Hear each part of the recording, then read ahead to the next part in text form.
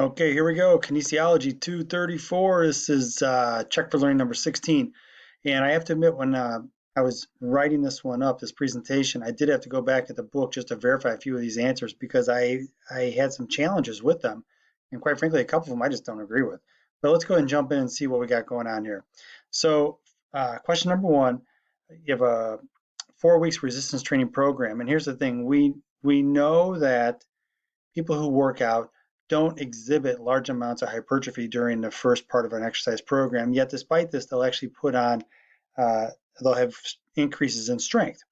And what you have is they have a better coordinated effort to their firing, meaning the body becomes better able at recruiting muscle fiber and creating the opportunity to contract more efficiently in a movement pattern. So really the strength gains that you see in the beginning of a workout program have less to do with hypertrophy and less to do with actual putting on, uh, actual packing on muscle. And it's more about just a coordinated effort of the firing of the muscle. So it tells you now we're kind of getting away from fiber size, right? Hypertrophy. And really, we're not talking so much about the phosphate stores, but we're talking more about the wiring and the actual ability to fire and recruit muscle more effectively down at a motor unit level. So what you're after here is the increased motor unit recruitment, which is a neurological component. You know that neurological component is the dead giveaway there to that answer. So we move on to the next one, and we go over here. Question two: upper body, lower body, and you know when you do these exercises for these protocols, you're looking to have rest between your workouts. Now, it's not saying rest between overall globally your workouts. You can have a running day, you can have a weight day the next day.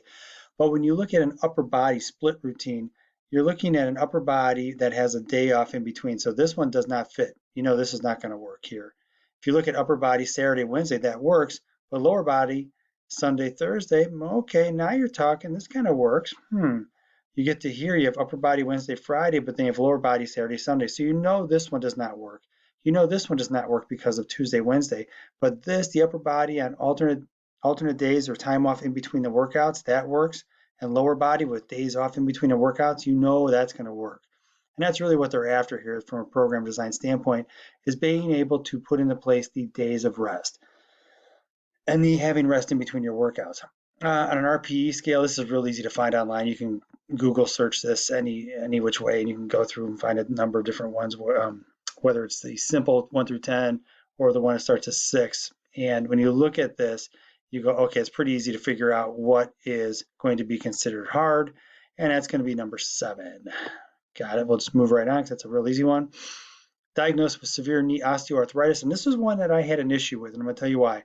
As a practitioner, I would not have a person do light jogging just from the compressive forces seen from their body weight coming down on one leg from the flight phase seen in jogging. Recumbent bicycle would be my go-to on that, or more accurately, water aerobics. So if I had somebody who came in who had osteoarthritis and does not want surgery, and we had to find a way to work them out, I would probably take them in the pool first. And have them do higher intensity stuff in the pool to get them to the point where they're losing some body fat and losing some weight. And then we can do maybe some light jogging, and it won't be so taxing on the joints from an orthopedic standpoint. And they're asking this question, what will be contraindicated for this client? And I'm telling you, when you do this quiz, it's saying the water aerobics is contraindicated. I patently do not agree with it, but it's not my place to say. Really what we're after is making sure you guys get a grade that has an A associated with it. So I'm looking for you guys to all get an A, so just do water aerobics on that. Question 5. A personal trainer is working with an 85-year-old client, and she has shorter than average step length, okay, and is frequently unsteady, meaning she lacks balance, she's unstable. Okay, which of the following adaptations should the trainer focus on? Strength, perhaps. Now, she's 85 years old, so she's not going to be doing heavy deadlifts. Aerobic endurance and muscular strength. Well, muscular strength and strength here, these two are kind of the same. So if you're going to vote out one, you're going to vote out the other one. And with the muscular endurance, for her, the big thing is she can't really work on her muscular endurance until she is over the fear of falling over and is not going to fall over. So really what you're after on question number 5 here is one of the main components of fitness.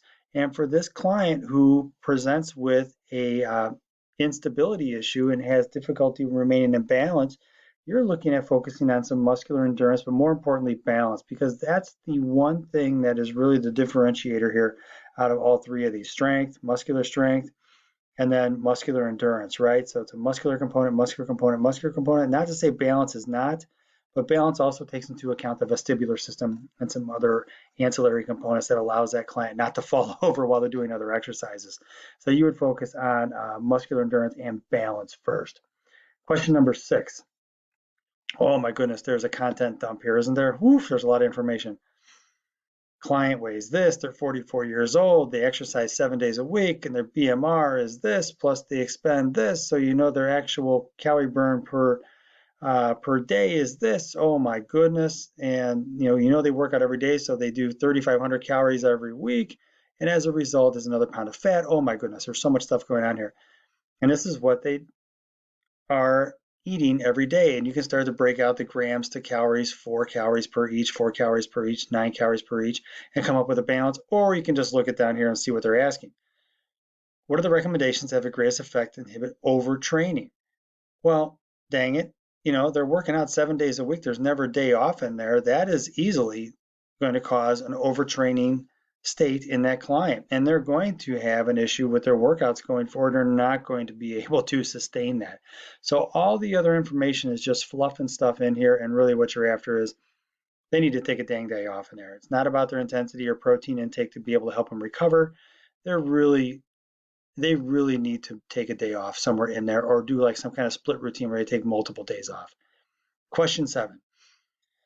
So you're designing a program for a client with 9 months of weight training, and they have a back squat of 150 pounds. Now, this is a little bit of a question. This is a question I have a little bit of an issue with, and I'll explain why here in a second. When you look at this, and we talk about the cake model from a previous assignment, we know that the base of that cake was the hypertrophy phase, and that's typified by higher volume and lower intensities. And that allows you to have the base that allows you to go from hypertrophy up through base strength to power to peaking, etc. And you know that as you go up that cake model, you go from general to specific to simple to complex, from lower intensity to higher intensity, and from higher volume to lower volume. So you know that from this just scenario and what you know from the cake model, you would intuitively go for the 15 to 20 rep range.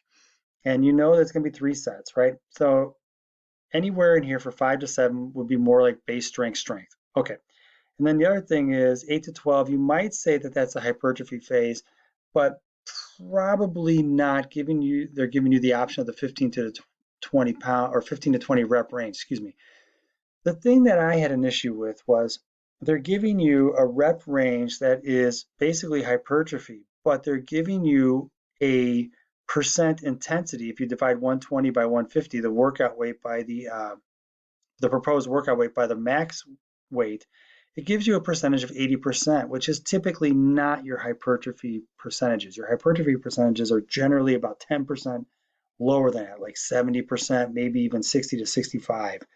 So you're probably not likely to pump out 10 to 20 reps at 80% of a 1 rep max. It's just mathematically, we know this from using our 0.03 coefficient. It's just not realistic to anticipate that that's going to happen. When you get into 145 versus the 1 rep max of 150, it's a 97%. 97% at 5 to 7 reps is, again, unrealistic. You're probably going to get 2 reps if you're lucky. And then 125 to 150, it's 83%, which is still pretty darn high. So you could rule out that as an answer as well, because that's higher than this one, even though this is, I think, egregiously high anyways. And the 8 to 12 reps is going to be kind of on that cusp of hypertrophy, but given you have the option of 10 to 20 reps, that would be your answer. So it ended up being this guy right here. Now we go to question number 8, a decrease in which the following will reduce the risk of developing metabolic syndrome. When you look at metabolic syndrome and you dig in, this one I had to look into the book. The reduction of HDL, which is a good cholesterol, that would be never really a good thing to lower HDL. I mean, unless you had some substantiating evidence in front of you that the total cholesterol level was high and that was adding to the total cholesterol level. But usually the higher the HDL, the better. So we're not too worried about that HDL, right? And we'd rather keep that high. So that rules out this guy right here, HDL. And now you're left with body fat and insulin sensitivity. And I went back in the book and I looked up insulin sensitivity and I checked that out and I looked in the essentials of personal training. I found some information on page 174, and that is on Blackboard, and you can source that um, in the learning materials tab. But it is there, and it does note insulin sensitivity. So I would go with that. Question number 9. Question number 9.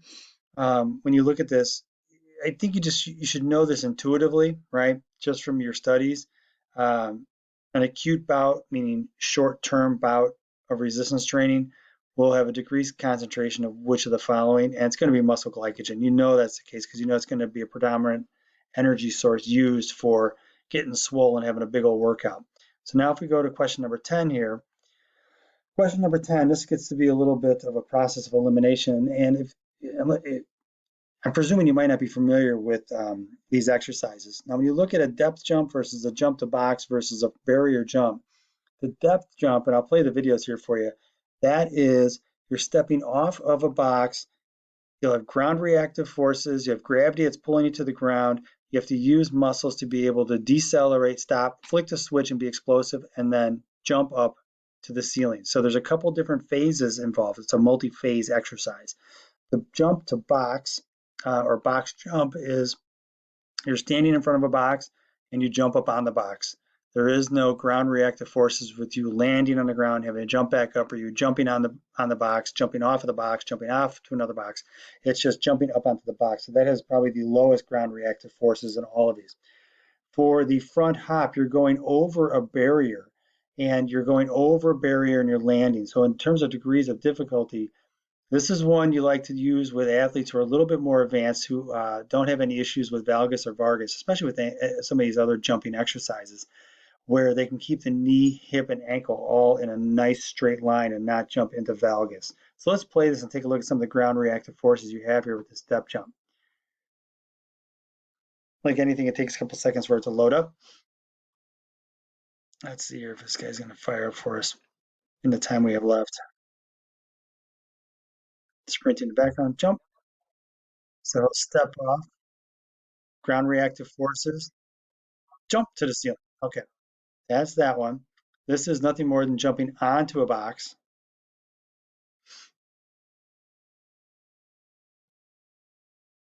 Up, and she lands. Step, step, jump, and land. Pretty darn straightforward, right? Where she doesn't have any ground reactive forces. She's just catching herself on the box. This, the front barrier. Come on, buddy. She's going to ready herself, and she's going to jump over this box on the floor. Up and over you go. And you'll notice there is no jumping up to the ceiling or anything after she catches herself. She's sticking the landing, pausing, then turning around. She'll jump over again. Up and up and over. So if she were to add a second box, jump over a box and then jump over the second box, or jump over a box and then onto a box, that would be more challenging than clearly the jump to box. And then you can make the argument it's going to be more challenging than the depth to jump. Now you have some arguments in here in terms of the height of the box in one exercise versus the other, the height of the box or the distance you're jumping over, and then the height of the box you're jumping onto over here. So you can kind of make those arguments, but on the continuum, just kind of base level, what's the most challenging and what's the most high intensity and what they present to you, it's going to be the depth jump. So let's take a look here in the last minute and see what we get in terms of our grade. And let's go ahead and review. And we got a 10 out of 10. That's super nice. So I hope that helped you out, guys. I'm going to try to make a couple more of these to finish out the semester. Get that 10 out of 10. Have a good one.